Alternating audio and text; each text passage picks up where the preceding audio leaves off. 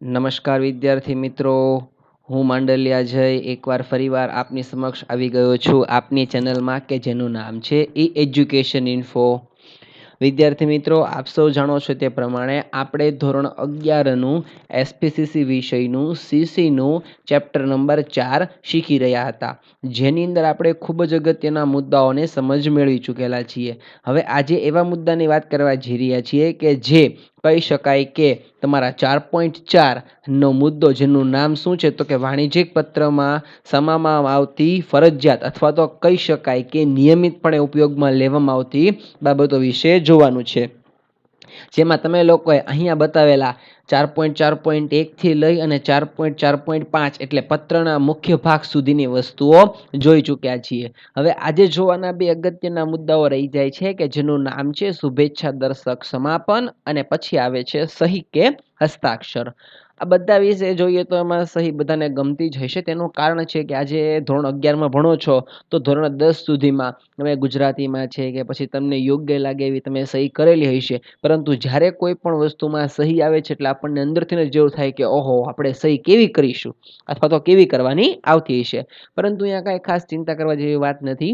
આપણે જોઈએ છીએ તે પ્રમાણે સહી જે છે તે તમે સિમ્પલ પણ કરી શકો છો અને તમને યોગ્ય લાગે તો જે પ્રમાણે નામ આપ્યું હોય છે તે પ્રમાણે તમે નામની પણ કરી શકો છો. તો વિદ્યાર્થી મિત્રો, વધારે આપનો સમય ન લેતા હું આપને ખાસ એટલું જણાવી દઈશ, જે પ્રમાણે જણાવું છું કે જો વિડીયો ગમી જાય તો આપણે લાઇક, શેર અને સબસ્ક્રાઈબ કરવાનું ભૂલતા નહીં.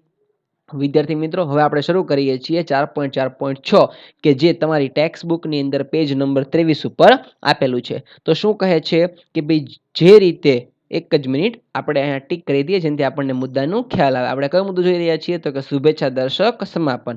કહ્યું છે કે જે રીતે પત્રની શરૂઆતમાં યથાયોગ્ય સંબોધન કરવામાં આવે છે તે જ રીતે પત્રના અંતમાં અનુરૂપ શુભેચ્છા દર્શક સમાપન પણ કરવું જરૂરી બની જાય છે. શુભેચ્છા દર્શક સમાપન દ્વારા પત્ર લખનાર અને પત્ર મેળવનાર વ્યક્તિઓના સંબંધની નિકટતા વિશેનો આપણને ખ્યાલ આવી જતો હોય છે.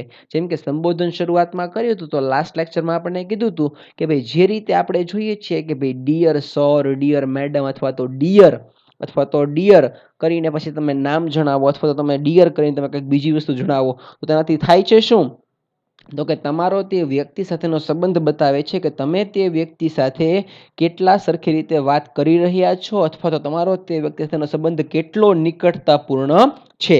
પછી આપણને કહ્યું છે કે અગાઉ જોયું તેમ સંબોધન અને શુભેચ્છા દર્શક સમાપન આ બે ભાગને એકબીજા સાથે સીધો સંબંધ છે.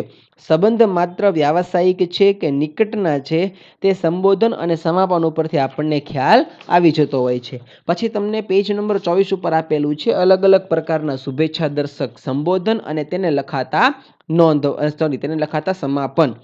શું કહ્યું છે તો કે તમે ડિયર સર, ડિયર મેડમ કે સર ખાલી લખો છો તો તમારે સમાપન કેવું કરવું પડે તો કે યોર્સ ફેithફુલી. જે કહી શકાય કે ઔપચારિક વાણિજ્યિક પત્રો માટે સૌથી પ્રચલિત બાબત કહી છે. Dear mister Sheikh, dear MS Pathan, miss Pathan અથવા ડિયર નરગીસ, એને માટે તમારે યોર સિન્સિયરલી અથવા તો ઇનફોર્મલ કે કોઈ પ્રકારના તમારા મિત્ર છે તેને તમે પત્ર લખી રહ્યા છો તેના માટે અનૌપચારિક પત્ર વ્યવહાર કરવામાં આવતો હોય છે. જો તમને ખ્યાલ ન હોય કે ઔપચારિક અને અનૌપચારિક પત્ર વ્યવહાર શું છે તો આની પહેલાના ચેપ્ટરની વિશેની માહિતી માટે તમે મારી ચેનલની અંદર જઈ અને ચેપ્ટરના વિડીયોઝ જોઈ શકો છો. અને છેલ્લું, માય ડિયર જેહાન અને my dear Nancy, yours truly અથવા તો યોર્સ, એટલું શોર્ટમાં તમે લખી શકો છો. કેમ કે અહીંયા અત્યંત અનૌપચારિક અને ઘનિષ્ઠ મૈત્રીવાળા પત્રોમાં આ વસ્તુ વપરાય છે, કેમ કે તે વ્યક્તિને તમે ખૂબ જ નિકટતાથી સમજો છો અથવા તો જાણો છો, એટલા માટે તમારે અહીંયા તમે તેનું નામ લખી શકો છો. પછી કયું છે કે ગુજરાતી ભાષામાં થતા પત્ર વ્યવહારમાં શુભેચ્છા દર્શક સમાપન માટે આપનો વિશ્વાસુ અથવા તો સ્નેહાધીન જેવા શબ્દોનો પ્રયોગ કરવામાં આવે છે. પરંતુ હું હર હંમેશ કહું છું કે આપનો વિશ્વાસુ લખવાનું રાખો. ફરીવાર કહું છું, આપનો વિશ્વાસુ લખવાનું રાખો, પરંતુ સાથે ધ્યાન રાખો કે જો તમે ઉપર પત્રની અંદર પોતાનું નામ છે એ જેન્ટ્સનું લખેલું છે તો આપનો વિશ્વાસુ લખો, અને જો કોઈ ગર્લનું નામ લખેલું છે કે લેડીઝનું નામ લખેલું છે તો તેની અંદર આપની વિશ્વાસુ લખવાનું રાખો. આ જ કારણોસર મેં તમને આની પહેલાના લેક્ચરમાં કહ્યું હતું કે તમે લોકો કોઈ પણ પ્રકારે જેન્ટ્સનું નામ લખવાનું રાખો, કેમ કે આપને અહીંયા બતાવ્યું છે તો સીધું એટલું જ કહ્યું છે કે આપનો વિશ્વાસુ એટલે જેન્ટ્સ માટે જ ઉપયોગ થાય છે. આની પહેલા સંબોધન માટે આવ્યું છે ત્યારે તમને સ્ત્રી છે, પુરુષ છે, પરિણીત છે, અપરિણીત છે એની માટેના સંબોધન કહ્યા હતા, પરંતુ સમાપનમાં ખાલી આપનો વિશ્વાસુ જ કહ્યું છે. અને જો આપનો વિશ્વાસુ ન યોગ્ય લાગતું હોય તો સ્નેહાધીન લખી શકો છો. But easiest way if you take my opinion then it is આપનો વિશ્વાસુ. અંગ્રેજીમાં શુભેચ્છા દર્શક સમાપન કોમ્પ્લિમેન્ટરી ક્લોઝ લખાતું હોય ત્યારે કેપિટલાઇઝેશન અને પંક્ચ્યુલાઇઝેશન માર્ક એટલે કે કયા અક્ષરને પ્રથમ અક્ષરમાં મૂકવો, ક્યાં કયું વિરામ ચિહ્ન વાપરવું એ બાબત માટે કાળજી રાખવી પડતી હોય છે. જેમ કે દાખલા તરીકે યોર્સ સિન્સિયરલી જેવા શુભેચ્છા દર્શક સમાપનમાં યોર્સનો વાય કેપિટલ રહેશે, જ્યારે સિન્સિયરલીનો એસ સ્મોલ રહેશે. ઉપરાંત યોર્સમાં એસની પહેલા કે પછી ક્યાંય એપોસ્ટ્રોફી ચિહ્નનો ઉપયોગ કરવામાં આવતો નથી, પરંતુ છેલ્લે તમારે અલ્પવિરામ કે કોમા મૂકવામાં આવે છે. આ બધી બાબતો ખાસ સમજવા જેવી છે, કેમ કે અહીંયા એક એક બાબતો લખેલી છે. અલ્પવિરામ, પૂર્ણવિરામ, કોલોન, સેમિકોલોન, આ બધી વસ્તુને ધ્યાનમાં રાખીને પત્રમાં તમારા એક અડધો માર્ક્સ આના આધારે ઉડી જશે જો તમે લોકોએ આમાં નહીં લખેલું હોય તો. અને પછી જે કહી શકાય કે આ ચેપ્ટરનો એક ભાગ જેમાં તમારે નિયમિતપણે સમાવવામાં આવતી બાબતોની ચર્ચા કરીએ, એમાંનો સૌથી છેલ્લો પોઈન્ટ છે સહી અથવા તો હસ્તાક્ષર. ડિફરન્ટ ટાઈપ્સની તમે સહી જોયેલી જ છે, પેજ નંબર 24 ઉપર તમે જોઈ પણ શકો છો, પરંતુ આપણે તેને સમજીએ કે ભાઈ શુભેચ્છા દર્શક સમાપન પછી લખનાર પોતાની સહી કરે છે અથવા તો તેનું નામ આખું નામ લખે છે. ફરીવાર કહું છું, તમે જ્યારે કોઈ કંપની વતી પત્ર વ્યવહાર કરતા હો તો તમારા સેક્રેટરી તરીકે કામ કરો છો તો તમારી સહી આવે છે, નીચે તમારું નામ આવે છે અને પછી તમારો હોદ્દો લખવો કમ્પલસરી બની જાય છે કે ભાઈ આપણને આ વ્યક્તિ જે છે તે કોણ છે, તેનું પદ શું છે તે કંપનીમાં, તે આપણને પત્ર લખે છે. પછી કહ્યું છે કે જો પત્ર લખનાર ટૂંકી સહી કરવાનું પસંદ કરે અથવા તો સહી અવાચ્ય હોય તો તેની સહી બાદ કૌંસમાં તેનું નામ લખવું જરૂરી બની જતું હોય છે. અમને બધાને ખ્યાલ હશે જ તે મારી સહી કેવી પ્રકારની વિચિત્ર થાય છે, તો તેને ધ્યાનમાં રાખીને હું તમને એટલું જણાવી દઉં કે જે પ્રમાણે તમે સહી તમારી કરો છો તેને આધારે ધ્યાનમાં રાખી અને તમે ખાસ ધ્યાનમાં રાખો કે તમે સહી કરો તેમાં તમારું નામ પ્લીઝ વંચાઈ જતું હોય અને સાથે સાથે તમારો તેમાં સમય ન બગડે તેનું ખાસ ધ્યાન રાખો, કેમ કે સહીની માટે વિચારણા કરવા જતા વ્યક્તિઓ 2-5 મિનિટ પોતાની ગુમાવે છે લેટર્સ લખતી વખતે, અને તે ખૂબ જ કહી શકાય કે નુકસાનકારક સાબિત થાય છે એક સારા વિદ્યાર્થી માટે અથવા હોશિયાર વિદ્યાર્થી માટે. અહીં પત્રમાં ઉલ્લેખ કરાયેલી બાબતને અને પત્રના લખાણને અધિકૃત બનાવવાના છે. પત્રમાં વર્ણવાયેલા દરેક બાબતો સાથે પત્ર લખનાર સહમત છે એવું સહી દ્વારા ફલિત થાય છે. સહી હંમેશા સ્વ હસ્તાક્ષરમાં હોય છે, પરંતુ આજકાલના કોમ્પ્યુટરના યુગની અંદર લખાયેલા પત્રમાં સહી જોવા મળતી નથી અથવા તો ડિજિટલ સિગ્નેચર મૂકવામાં આવે છે. અને આજે આપણે બધાને ખ્યાલ છે કે તમે બેંકના દ્વારા કોઈ પ્રકારની કાર્યવાહી તમને સોંપાતી હોય છે કે બેંકના દ્વારા કોઈ ડોક્યુમેન્ટ તમારા પાસે આવતા હોય છે, તો તેમાં જે મેઇન વ્યક્તિ હોય છે તે બધાની અંદર સહી કરવા જશે તો વિચારી લો દરરોજના કરોડો લેટર્સ પસાર થતા હોય તો તે વ્યક્તિ માટે એક જ દિવસમાં સહી સિવાય બીજું કાંઈ કામકાજ ન થાય, તો તેને આધારે ડિજિટલ સિગ્નેચરનો ઉપયોગ કરવામાં આવતો હોય છે. પછી તમને નીચે અમુક સહીના નમૂના આપેલા છે, તેને ધ્યાનમાં તમે રાખીને જોઈ શકો છો કે સહીના નમૂના આ પ્રમાણે છે કે ભાઈ યોર્સ ફેથફુલી J.M. મેકવાન.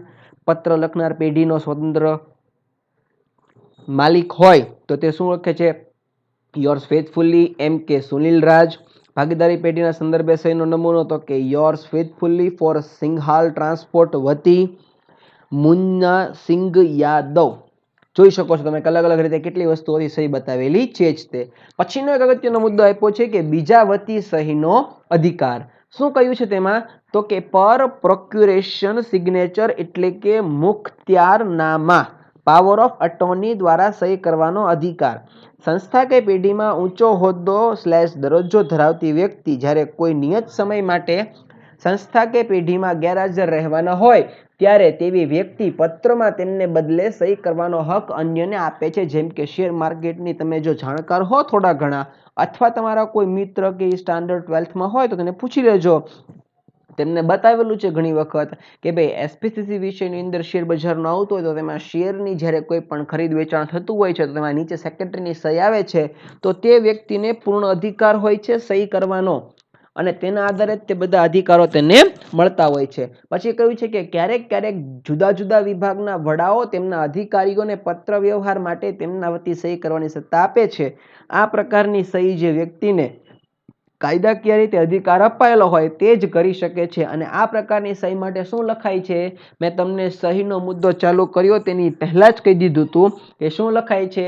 આપનો વિશ્વાસુ, પછી કંપનીનું નામ કે ધી ઓસ્કર કેમિકલ લિમિટેડ વતી RM પરમાર અને કોણ તો કે મેનેજર ક્યાંનો તો કે સેલ્સ ડિપાર્ટમેન્ટનો મેનેજર અહીંયા છે. તો વિદ્યાર્થી મિત્રો તમે જોઈ શકો છો કે કઈ રીતે આપણે 1 થી સાથે 7 મુદ્દાઓ પત્રના નિયમિતપણે સમાવવામાં આવતા ભાગની વિસ્તૃત ચર્ચા અહીંયા કરી લીધી છે. તો નિયમિતપણે સમાવવામાં આવતી ભાગ જે છે એ ખૂબ જ અગત્યનો મુદ્દો છે. તો ધ્યાનમાં રાખો કે આ બધી વસ્તુઓ તમારા નિયમિતપણે કે તમે જે પ્રકારે પત્ર આગળ લખવા જવાના છો તેની અંદર આ બધી બાબતોને ધ્યાનમાં રાખવી જરૂરી બની જાય છે. અને આ સાથે આની પહેલાનું ચેપ્ટર જે હતું કે વાણિજ્યિક પત્રનો છે કોઈ બાહ્ય દેખાવ હતો તેને પણ અનુસંધાને ખૂબ જ અગત્યનું બની જાય છે કે તમે કઈ કંપની વતી કામ કરો છો, કંપની કેવા પ્રકારના કાગળથી માંડીને બધી વસ્તુનો ઉપયોગ કરે છે તેના વિશેની પૂર્ણ માહિતી આપણે મેળવેલી છે. તો વિદ્યાર્થી મિત્રો આ હતું આપણું નિયમિતપણે સમાવવામાં આવતા ભાગની વિસ્તૃત ચર્ચા. આની પછીનો જે એક જ ટોપિક બાકીનો વધે છે તે હવે પછીના આપણે નેક્સ્ટ લેક્ચરમાં જોઈ લેશું. તો વિદ્યાર્થી મિત્રો જ્યાં સુધી આપણે ફેસ ટુ ફેસ નથી મળતા ત્યાં સુધી તમે ઘરે રહી અને શાંતિથી ભણતા રહો અને તમે મારા જે વિડીયોને શાંતિથી નિહાળો છો તેના માટે આપનો ખૂબ ખૂબ આભાર.